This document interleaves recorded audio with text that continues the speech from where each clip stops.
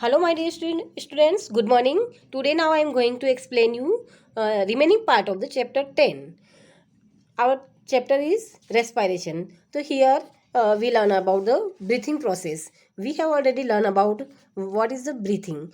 Now I am explain you breathing mechanism.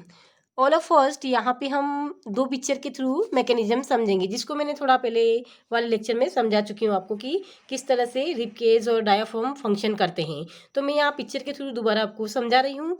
यहाँ पे all of first rib moves outward. यहाँ पे जब रिब्स आउटवर्ड मूव्स करते हैं तो इस तरह से आउटवर्ड मूव्स करते हैं, और इसके साथ साथ ही डायाफ्राम नीचे की तरफ जाता है। Diaphragm moves downward.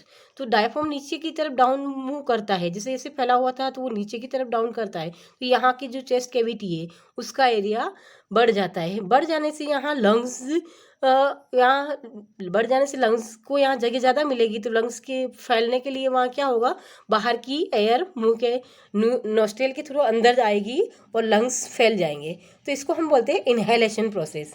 तो इसके बाद नेक्स्ट प्रोसेस है एक्सेलेशन प्रोसेस। एक्सेलेशन प्रोसेस में क्या होता है, रिब केस इनवर्ड की तरफ, यहाँ पे आप देख सकते हो अंदर की तरफ घूम जाती है, अंदर की तरफ थोड़ी मुड़ जाती है। और यहाँ जो डायाफ्राम है वो अपर की साइड ऊपर की तरफ मूव करता है, जैसे पहले था नॉर्मली वैसा हो जाता है। तो ऊपर की तरफ मूव करता है तो यहाँ से थोड़ा सिकुड़ के यहाँ ऊपर पूरा ऐसे घूम जाता है। तो यहाँ का जो एरिया था चेस्ट कैविटी का वो कम हो जाता है। अब यहाँ लंग्स पे वापस प्रेशर आता है, तो प्रेशर आता है तो क्या हुआ, एयर फोर्सली वापस बाहर आउट हो जाती है नोस्ट्रिल के थ्रू। तो इसको हम बोलते हैं एक्सेलेशन प्रोसेस। तो ये पूरा मैकेनिज्म है इनहेलेशन एंड एक्सेलेशन, दोनों मिक्स होके हमारा प्रोसेस बनता है ब्रीथिंग का।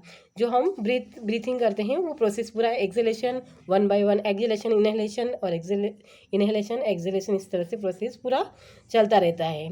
फिर हमारा आगे जैसे कि हम एक एक्टिविटी से इसको समझ सकते हैं कि आप कोई मॉडल बना के इसको समझ सकते हैं। यहाँ मैं एक मॉडल बना रही हूँ प्लास्टिक का, जिसमें एक प्लास्टिक बोतल लेके टेक वाइड प्लास्टिक बोतल, रिमूव द बॉटम। एक बड़ी सी बोतल लेनी है, उसके नीचे से पेंदा इसका रिमूव करना है, और एक वाई शेप्ड ग्लास या प्लास्टिक का ट्यूब लेना है। Make a hole in the lid so that the tube में पास थ्रू इट। अब इसमें जो बोतल ली थी उसके लीड के अंदर एक छेद करना है ताकि वो ट्यूब उसके अंदर से पास हो सके। To the forked end of the tube fix two deflated balloons. यहाँ पे क्या करना है, जो फॉर्क जो शेप था नीचे से उस पर वहाँ पे दो डिफ्लेक्टेड बैलून लगाने हैं। Introduce the tube into the bottle as shown figure. यहाँ पीछे फिगर दिया, मैं आपको दिखाऊंगी उस तरह से उसको लगाना है इस ट्यूब को। Now cap the bottle. अब बॉटल को कैप करना है ताकि सील टाइट करना, seal it to make it air tight, air tight ये हो सके। To the open base of the bottom. अब नीचे से जो कट किया था ओपन बेस, वहाँ पे क्या करना है, एक टायर थिन रबर और प्लास्टिक सीट लगानी है। तो थिन रबर की या प्लास्टिक की सीट आपको यहाँ पे करनी है, एक रबर बैंड की सहायता लेकर के। मैं यहाँ आपको फिगर के थ्रू यहाँ समझा रही हूँ। यहाँ फिगर दिया है पीछे, यहाँ पे आप देख सकते हैं। यहाँ ये प्लास्टिक की बोतल है, और बोतल के अंदर यहाँ पे आप ऊपर देख सकते हैं, यहाँ पे एयर टाइट एक कॉर्क लगा दिया गया है, जहाँ पे यहाँ ढक्कन था लीड था वहाँ पे। और यहाँ से ये वाई शेप्ड जो ब्रांच नीचे से हैं ये, तो दोनों फोर्क लाइन यहाँ पे बैलून लगा दिए गए, और यहाँ से कटिंग करके एक प्लास्टिक का वो लगा दिया गया है। रबर या प्लास्टिक का जो भी बैलून, कटा हुआ बैलून भी लगा सकते हैं, रबर या कोई भी सीट लगा सकते हैं। तो इस तरह से यहाँ पे लगाया गया है। फिर यहाँ पे क्या किया गया है, जब ये हम नीचे खींचेंगे, जैसे कि डायाफ्राम जैसे डाउनवर्ड होता है, यहाँ डायाफ्राम को दिखाया गया है इस मॉडल के थ्रू। तो जैसे कि हम इसको नीचे खींचेंगे रबड़ की सीट को, जो एयर टाइट की पैक किया हुआ पूरा ये बोतल है, तो क्या होगा, यहाँ से जो छेद है ऊपर यहाँ ट्यूब का, उससे क्या होगा, छेद के थ्रू यहाँ पे जैसे ही हम नीचे खींचेंगे तो यहाँ स्पेस बढ़ जाएगा। तो यहाँ पे बैलून को फूलने के लिए अंदर बाहर की एयर अंदर आएगी। तो इसको ये इनहेलेशन प्रोसेस इस तरह से दिखाया गया है। फिर दूसरा प्रोसेस है यहाँ पे क्या करना, हाथ से वो जो रबड़ की नीचे सीट लगाई गई उसको धक्का मारना है। धक्का मारेंगे तो क्या होगा, अंदर का स्पेस कम हो जाएगा, बोतल के अंदर का कम हो जाएगा। तो यहाँ दोनों बलून पर प्रेशर आएगा तो यहाँ की एयर बाहर की तरफ निकल जाएगी फोर्सली। तो इसको प्रोसेस को हम बोलते हैं एक्सेलेशन।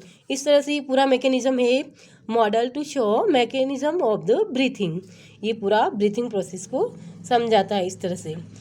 तो इस तरह से आपको समझ में आ गया ब्रीथिंग प्रोसेस में डायाफ्राम का क्या काम है, रिब केस का क्या काम है। ये डायाफ्राम का पूरा वर्क इस मॉडल के थ्रू आपको समझाया गया है। अब हमारा नेक्स्ट टॉपिक है what do we breathe out. हम श्वसन क्रिया में क्या बाहर निकालते हैं। जो आप लोग ऑलरेडी पिछले चैप्टर में थोड़ा बहुत समझ चुके हैं कि हम कार्बन डाइऑक्साइड गैस छोड़ते हैं श्वसन के दौरान और ऑक्सीजन अंदर लेते हैं। ये आपका पहले थोड़ा बहुत टॉपिक आ चुका है। इसके अलावा भी कुछ चीज़ें कार्बन डाइऑक्साइड के साथ भी श्वसन में हम छोड़ते हैं। तो यहाँ पे take a cylinder, clean test tube और ग्लास प्लास्टिक बोतल, make a hole in its lid and fix it on the bottom बोतल। तो यहाँ पे बोतल के अंदर यहाँ पे आपको एक टेस्ट ट्यूब लेनी है पहले तो, और टेस्ट ट्यूब या कोई भी प्लास्टिक का या बोतल भी ले सकते हो। फिर उसमें एक ऊपर लीड के ऊपर एक होल करना है और इसको बंद कर देने का है। फिर pour some freshly prepared lime water in the test tube. Test tube में क्या करना है, जो फ्रेशली जो बनाया गया लाइम वाटर उसको उसमें डाल देने का है। Insert a plastic straw through hole in lid. जो लीड में होल किया है उसके अंदर से एक प्लास्टिक का स्ट्रॉ उसके अंदर पास कराना है। फिर आप इसके बाद देख सकते हो such way that is deep in the lime water. जैसे कि वह स्ट्रॉ जो है लाइम वाटर के अंदर डूबी हुई होनी चाहिए जेंटली। फिर कुछ समय के लिए इसको अंदर ही रखना है। उसके बाद क्या करना है, it is now blow gently through the straw a few times. यहाँ पे आपको एयर पास करनी है मुंह से आपको फूंक मारना है उसमें लाइम वाटर में स्ट्रॉ के through. Is there change in the appearance of lime water. यहाँ आपको कोई चेंज दिखाई देता है, आपको एक्टिविटी करके देखनी है। अगर चेंज दिखाई देता है, यस यहाँ आपको चेंज दिखाई देगा। यहाँ पे आपको ये लाइम वाटर मिल्की वाइट हो जाएगा। Can you explain this change on the basis of what's you learn in chapter 6। Chapter 6 में आपको ऑलरेडी मैं लाइम वाटर के साथ कार्बन डाइऑक्साइड की रिएक्शन समझाई थी। वहाँ कैल्शियम कार्बोनेट बनने की वजह से वहाँ पे white colour milky white colour हो गया था। तो यहाँ पे भी सेम प्रोसेस यही है कि अगर लाइम वाटर में कार्बन डाइऑक्साइड पास की जाएगी तो मिल्की वाइट कलर हमको मिलेगा। तो इसका मीनिंग यही हुआ कि हम जो श्वसन क्रिया के दौरान जो गैस छोड़ते हैं हम बाहर, उसके अंदर कार्बन डाइऑक्साइड मिक्स होती हैं। तो इस एक्टिविटी से आप समझ सकते हो पूरे इस एक्सपेरिमेंट से कि आपके मुंह से जो एक्सहेल की जाती है जो एयर, उसके अंदर कार्बन डाइऑक्साइड प्रेजेंट होती है। यानी कि हम रेस्पिरेशन के थ्रू, ऑल एनिमल्स वगैरह सभी रेस्पिरेशन के थ्रू जो गैस आउट करते हैं, एक्सहेल करते हैं, उसके अंदर कार्बन डाइऑक्साइड प्रेजेंट होती है। You are aware that the air we inhale और exhale is a mixture of gases. What do we exhale. हम क्या एक्सहेल करते हैं, do we exhale only carbon dioxide और a mixture of gases along with. क्या हम सिर्फ carbon dioxide या मिक्सचर ऑफ गैसेस बाहर निकालते हैं। हम एक्चुअली ओनली कार्बन डाइऑक्साइड नहीं, इसके साथ और भी मिक्सचर होता है कुछ गैसों का। ऑक्सीजन भी साथ में वापस बाहर निकलती है कुछ मात्रा में। इसके अलावा मॉइस्चर भी होती है। You must have also observe that if you exhale on a mirror a film of moisture appears on its surface. From where do these droplet comes? तो आप देख सकते हैं कि जो एयर एक्सहेल कर रहे हैं उसके साथ, जैसे कि मिरर की अगर आप फूंक मारते हो तो आप देखते हो कि मिरर पे कुछ ड्रॉपलेट जमा हो जाती है। इसका मीनिंग क्या है, आपके श्वसन के दौरान कुछ मॉइस्चर भी आपको बाहर निकल रही है, एटमॉस्फेयर में निकल रही है। यानी कि यह मिक्सचर है गैसेस का जो हम बाहर एक्सहेल कर रहे हैं गैस, उसमें कार्बन डाइऑक्साइड के अलावा ऑक्सीजन या अदर कंपोनेंट जैसे कि मॉइस्चर भी प्रेजेंट होती है, ओनली कार्बन डाइऑक्साइड नहीं होती है। तो इस तरह से ब्रीथिंग प्रोसेस पूरा हमने यहाँ समझा। यहाँ एक छोटी सी टेबल दी है, आप देख सकते हैं इसमें the percentage of oxygen and carbon dioxide in inhale and exhale air. तो इनहेल और एक्सहेल एयर में कितने परसेंट ऑक्सीजन और कितने परसेंट कार्बन डाइऑक्साइड होती है, तो यहाँ चार्ट दिया गया है। जब हम इनहेल करते हैं तो 21% ऑक्सीजन और 0.04% कार्बन डाइऑक्साइड उसमें होती है मिक्स। और जब हम एक्सहेल करते हैं तो उसमें 16.4 अगेन वापस एक्सहेल कर लेते हैं हम ऑक्सीजन को, और इसके साथ ही 4.4% कार्बन डाइऑक्साइड हम एक्सहेल करते हैं। यानी कि यहाँ कार्बन डाइऑक्साइड की बहुत ज़्यादा मात्रा बढ़ गई है कंपेरेटिवली पहले के। तो इस तरह से हम most of exhale carbon dioxide और ऑक्सीजन और मॉइस्चर वगैरह हम एक्सहेल करते हैं। इस तरह से आपने अभी यहाँ पे पूरा ब्रीथिंग प्रोसेस समझा मॉडल के थ्रू।